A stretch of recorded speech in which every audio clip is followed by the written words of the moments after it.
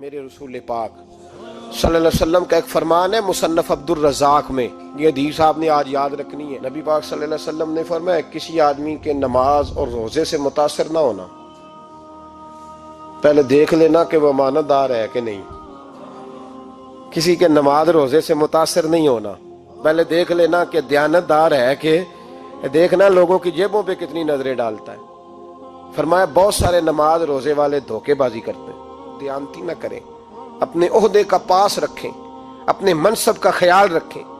عہدہ جس جگہ آپ موجود ہیں آپ کی ذمہ داری ہے۔ میرے رسول پاک صلی اللہ علیہ وسلم نے فرمایا ہر بندہ تم میں سے نگران ہے، اور جو اس کی رعایا ہے اس کے بارے میں اس نے جواب دینا ہے۔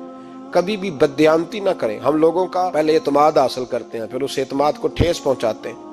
اس کا نقصان پتہ کیا ہوتا ہے؟ دنیا میں سب سے کمزور شخص وہ ہوتا ہے جس پر کوئی اعتبار نہیں کرتا۔ جس کا اعتماد ضائع ہو جائے وہ آدمی بکھر جاتا ہے۔ کبھی بھی دھوکہ دہی کی پالیسی نہ بنائیں۔ ہم لوگوں سے مفادات لینے کے لیے اپنے رویے میٹھے کرتے ہیں، اور جب کام نکل جاتا ہے پھر ہمارے رویے بدل جاتے ہیں۔ یہ دھوکہ ہے، یہ بددیانتی ہے، اس کو اللہ رسول نے پسند نہیں کیا۔ میرے نبی پاک علیہ السلام نے فرمایا جس میں 3 باتیں پائی جائیں وہ تو منافق ہے۔ اگرچہ علماء کہتے ہیں یہاں منافق اعتقادی مراد نہیں، منافق عملی مراد ہے، لیکن حضور نے فرمایا منافق ہے۔ یا رسول اللہ کون؟ فرمایا وہ بندہ جب بات کرے تو جھوٹ بولے، جب وعدہ کرے تو مخالفت کرے، جب امانت رکھی جائے تو بددیانتی کرے، یہ تو بندہ منافق ہے۔ حضرت ابو نور علیہ رحمہ نے لکھا ہے، فرماتے ہیں محمود غزنوی کا دور تھا تو ایک آدمی محمود غزنوی کے پاس نا اپنا کیس لے کے آیا، مدعی بن کے آیا۔ اس نے کہا بادشاہ میرا کیس بڑا نرالا ہے۔ بادشاہ سلامت نے کہا وہ کس طرح؟ کہنے لگا یہ میرے پاس ایک تھیلی ہے، میں نہ سفر پہ جانے لگا تو یہ تھیلی پوری ہیروں کی بھری ہوئی تھی۔ فلاں علاقے کے جو قاضی صاحب ہے نا، میں جاتی دفعہ میں کہیں سفر پہ جا رہا تھا تو میں ان کے پاس چھوڑ گیا کہ رستہ لمبا ہے، کہیں کوئی مجھ سے چھین نہ لے، ہیروں کی بھری ہوئی تھی۔ کچھ دنوں کے بعد میں واپس آیا ہوں، قاضی صاحب نے مجھے تھیلی واپس کی ہے تو اس میں ہیروں کی بجائے کھوٹے سکے نکلے۔ اب میں نے قاضی صاحب سے کہا ہے تو قاضی صاحب تو میرے گریبان تک آتے ہیں، وہ کہتے ہیں بتا کہیں سے پھٹی ہے، کھلی ہے؟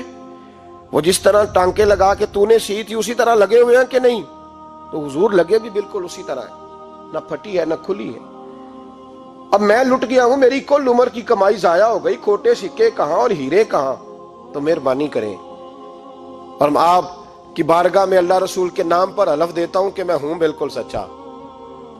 محمود غزنوی کہنے لگے تو جا، تھیلی چھوڑ جا، اور جب میں تجھے بلاؤں گا پھر دوبارہ آنا۔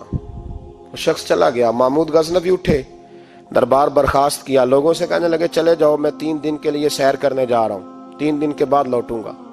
اکیلے جب رہ گئے نا محمود دربار میں تو محبوب نے چھری منگائی۔ وہ جس تخت پہ بیٹھتے تھے وہاں گدا بچھا ہوا تھا، یہ گدا پڑا ہے نا، وہ گدا بچھا ہوا تھا۔ محمود نے چھری کے ساتھ اس کو پھاڑ ڈالا اور چھری جیب میں رکھی نکل گئے۔ کہنے لگے میرے بعد کوئی میرے دربار والے احاطے میں داخل نہ ہو۔ محمود چلے گئے۔ اب وہ صفائی کرنے والا جب آیا نا، اس نے آ کے دیکھا تو گدا تو پھٹا ہوا ہے۔ اس نے شور ڈال دیا، پہرے دار بھی آ گئے، فلاں صاحب بھی آ گئے، فلاں صاحب۔ اس نے کہا او خدا کے بندو، اس کا گدا پھٹ گیا ہے، وہ تو مار ڈالے گا۔ اس نے کہا تھا سوائے صفائی اور نگرانی والے کے دوسرا آئے کوئی نہ، اور یہاں آیا بھی کوئی نہیں، پہلے دن ہی پھٹا ہوا ہے تو لٹکا دے گا سب کو، کیا کریں؟ شور ہو گیا، سارے دربار کے ملازمین اکٹھے ہو گئے۔ ایک بندہ بولا، کہنے لگا فکر نہ کرو، میں کیسے بندے کو جانتا ہوں، اس طرح سیے گا کہ جس نے پھاڑا ہوگا اسے بھی پتہ نہیں چلے گا کہاں سے پھٹا تھا، ایسا بہترین رفو کرے گا کہ پتہ بھی۔ اس نے کہا یار ہم سارے 1 مہینے کی تنخواہ دیتے ہیں، تو بندہ بلا۔ وہ بلا لیا اس کو، اس کا نام محمد رفو گر تھا۔ وہ آیا، اس کو گدا دکھایا، اس کا یار اس طرح سینا پتہ نہ چلے۔ اس نے کہا فکر ہی نہ کرو، میں بڑا کاریگر ہوں۔ بڑے بڑے کاریگر لوگ نہیں ہمارے ملک میں پائے جاتے، کوئی نشان چھوڑتے ہیں پیچھے؟ بڑے کاریگر کا پیسے ہونے چاہیے، بڑے بڑے کاریگر بندے۔ آپ یقین کریں ایسا فلسفہ، یہ عمرہ عبادت ہے نا، سرکار دو عالم صلی اللہ علیہ وسلم کی بارگاہ کی حاضری بڑی نعمت ہے نا۔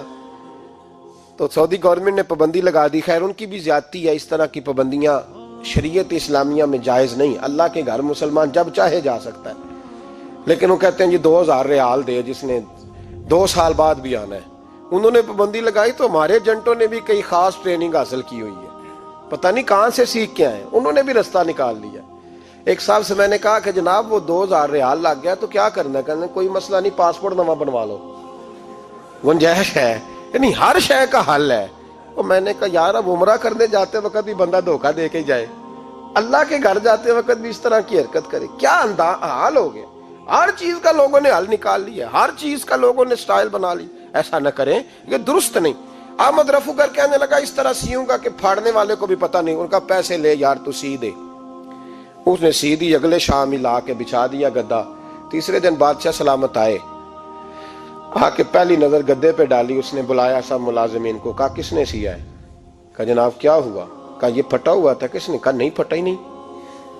وہ کہنے لگے بنو بات، میں خود پھاڑ کے گیا تھا۔ تو بتاؤ صحیح سیا کس نے ہے؟ کہا جناب آپ پھاڑ کے گئے تھے تو بتایا کیوں نہیں؟ فرمانے لگے اسی لیے تو بتایا نہیں تھا کہ تم خود تحقیق کر لو، بلاؤ بتاؤ سیا کس نے۔ تو بلا لیا، احمد رفو گر آ گیا۔ اس کو جب بلا کے سامنے بادشاہ کھڑا کیا، کہا بھئی تو نے سیا ہے؟ کہنے لگا حضور آپ کے سارے ملازم کٹھے ہو کے آئے تھے، میری غلطی کوئی نہیں۔ کہا نہیں یار تو بڑا کاریگر ہے، میں نے اپنے ہاتھ سے پھاڑا تھا پر مجھے بھی نہیں پتا چل رہا کہاں سے پھٹا تھا۔ اچھا یہ بتا یہ تھیلی جو ہے یہ بھی تو نے سی تھی؟ اس نے کہا جی آپ کے خادم کا ہی کارنامہ ہے، وہ فلانے علاقے کے قاضی صاحب آئے تھے، اس میں سے ہیرے نکال کے تو کھوٹے سکے بھرے تھے، تو مجھے بھی تھوڑا سا حصہ ملا تھا۔ محمود نے سارے گواہ بھی اکٹھے کر لیے، ثبوت بھی اکٹھے کر لیے۔ پھر قاضی کو بلایا، پہلے سارے ثبوت اور گواہ کیس حل کر لیا۔ پھر ہمارے ہاں یہ حال ہوتا ہے کہ مدعی 2-3 ہفتے کے بعد خود ہی ہاتھ باندھ جاتا ہے، کہنا تسی میری جان چھڈو، مجرم پھڑو پاوے نہ پڑھو۔ وہ کہتا ہے مجھے معافی دو، میں رہا۔ ظلم ہے نا، ظلم زیادتی ہے کہ جو بیچارہ اتنے سوال مجرم سے نہیں ہوتے جتنے مدعی سے ہوتے ہیں۔ اب یقین کریں اتنے سوالات ہوتے، بیچارہ ہف جاتا ہے۔ یہ طریقہ درست تو نہیں، ایک لٹ گیا اور دوسرا طرح طرح کے سوالوں کے جواب دیتا پھرے بیچارہ۔ سارے ثبوت اکٹھے کر کے قاضی صاحب کو بلایا، تنہائی میں لے جا کے محمود غزنوی نے کہا قاضی صاحب آپ سے غلطی ہو گئی، غریب آدمی تھا، وہ لٹ گیا ہے، اس نے تو بڑی مشکل سے کچھ ہیرے جمع کیے تھے اور اس کی کل کائنات تھی، تو آپ اس کا مال اسے دے دیں، بات ختم۔ قاضی صاحب کہنے لگے آپ مجھ پہ الزام لگا رہے ہیں، سوال ہی نہیں پیدا ہوتا۔ آپ میری داڑھی دیکھیں، آپ میرا اعزاز دیکھیں، دنیا جانتی ہے میں اس کا۔ قاضی صاحب انسان بھول ہی جاتا ہے، بندہ بھول جاتا ہے، غلطی ہوگی، مال نے کہا نہیں سب۔ کہا میں تنہائی میں پوچھ رہا ہوں، میں اس وقت پوچھ رہا ہوں جب دوسرا موجود کوئی نہیں، آج توبہ کر لے، میں کچھ نہیں کہوں گا، تو میری زبان پہ اعتبار کر، تجھے پتہ ہے میں جو کہتا ہوں اس پہ عمل بھی کرتا ہوں، باز آ جا۔ پر قاضی نے کہا نہیں میری غلطی کوئی نہیں۔ محمود نے پھر بڑے دربار میں بلا لیا، مجمع عام میں۔ مہلت کے دنوں میں جو توبہ کر لے وہ بچ جاتے ہیں، لیکن لوگ رسوائیوں کے دنوں میں پھر واپس لوٹتے ہیں اگلا گھر دیکھ کے، پھر حالات اور طرح کے ہو چکے ہوتے ہیں۔ جب بڑے دربار میں قاضی کو بلایا، بھائی تو مانتا ہے کہ نہیں؟ اس نے کہا نہیں۔ تو کہا بلاؤ احمد رفو گر کو۔ جب احمد رفو گر آیا تو بوڑھے قاضی کی ٹانگیں کانپنے لگی، جملے ٹوٹنے لگے، لفظ زمین پر گرنے لگے، بات صحیح نہیں ہوتی، زبان لڑکھڑانے لگی۔ محمود کہنے لگے قاضی میں نے تجھے کہا تھا وہاں مان جا بات، اب بڑے دربار میں بول۔ تو جب قاضی صاحب کی گردن خود بخود جھک گئی تو دنیا سمجھ گئی، کہا نکل جا میرے دربار سے۔ محمود بولے نکل جا، اتنی تجھے عزت دی، اتنی بڑی تنخواہ دی، قاضی بنایا، اور یہ تھوڑی سی رقم کے لیے، تھوڑی سی رقم کے لیے تو بددیانت ہو گیا، چل چلا جا، نکل۔ قاضی دربار سے نکلا تو لوگ لعنتیں برسانے لگے۔ کل جو دکانیں چھوڑ کے سلوٹ کرنے آتے تھے وہ کہنے لگے اس کی عمر دیکھو، اس کے کام دیکھو، دیکھو اس نے کیا کیا۔ گھر گیا، بچے جن کے لیے پاپ کمایا تھا، جنہاں لی تو پاپ کمائے ہن کتھے نہیں ہو تیرے کر دے۔ وہ بچے کہنے لگے ابا جی ہم تو سکول مدرسہ جانے کے قابل نہیں رہے، امید تھی کہ بیوی ساتھ دے گی۔ وہ کہنے لگی میں میکے کیسے جاؤں گی، گلی کی عورتیں طرح طرح کی باتیں بناتی ہیں۔ اور بھائی کامیابیوں کے بڑے سربراہ ہوتے ہیں، کوئی کامیاب ہو جائے تو سارے کہتے ہیں میری سپورٹ سے ہوا ہے، ناکامیاں ہمیشہ یتیم ہوتی ہیں، ناکامیوں کا کوئی سربراہ نہیں ہوتا۔ جب تک تو قاضی تھا تو بڑے بات تھی، ہر بندہ کہتا تھا رشتہ دار ہے، رسوائی ہو گئی تو وہ تیری آنکھ ہو یا سنگ ملامت کی چبھن، کون پہنچا ہے میرے درد کی گہرائی تک، دور شہرت میں تو یاروں نے کیا یاد بہت، ساتھ آیا نہ کوئی کوچے رسوائی تک۔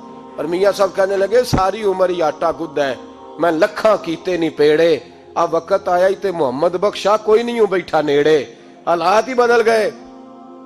قاضی خاموشی سے اندر چلا گیا، اپنی رسوائی سمیٹ کے بستر پہ لیٹا، نہ روٹی کی بھوک لگی، نہ پانی کی پیاس لگی، نہ نیند آئی، ساری رات تڑپتا رہا۔ سویرے گھر والوں نے دروازہ کھولا تو روح پرواز کر گئی تھی، دنیا چھوڑ گیا۔ حضرت ابو النور علیہ رحمہ بولے، فرمانے لگے یاد رکھو کبھی بددیانتی نہ کرنا، کبھی۔